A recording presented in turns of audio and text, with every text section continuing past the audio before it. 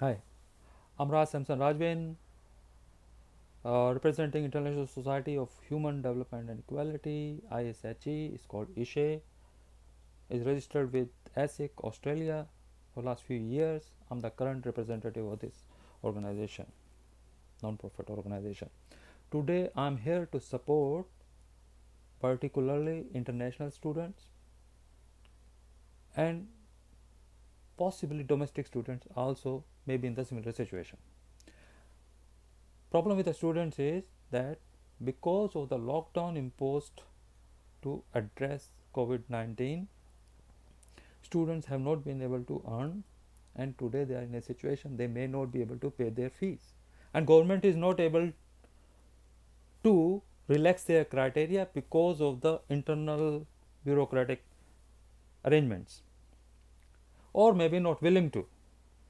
Whatever be the situation that is affecting these students are in a situation either they have to lose the semester, pay the fees again, or they may have to go back to their country. They are not in a situation to come back and pay fee again and start their studies. Means we are losing intelligentsia which are studying in the best institutes of this country, and also the best institutes of this country is equivalent to best institutes of the world. So lot of people will suffer the effect of loss of intelligentsia, lot of this loss of this education from the best institutes, best educational organizations. We should also not ignore the contribution of education to the economy of Australia, not only national but state and local level also.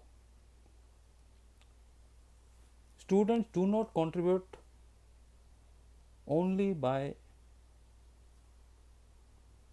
submitting fees, but also there are various indirect measures in which they help. Recent annual contribution of education was calculated as around 36 or 38 billion dollars, which was around 6 to 8 billion dollar more than the previous years. It means education is in a rising trend to help our economy. Today they are in a situation where they are asking for help, they are in need of help. I think this is our social and moral responsibility to help them.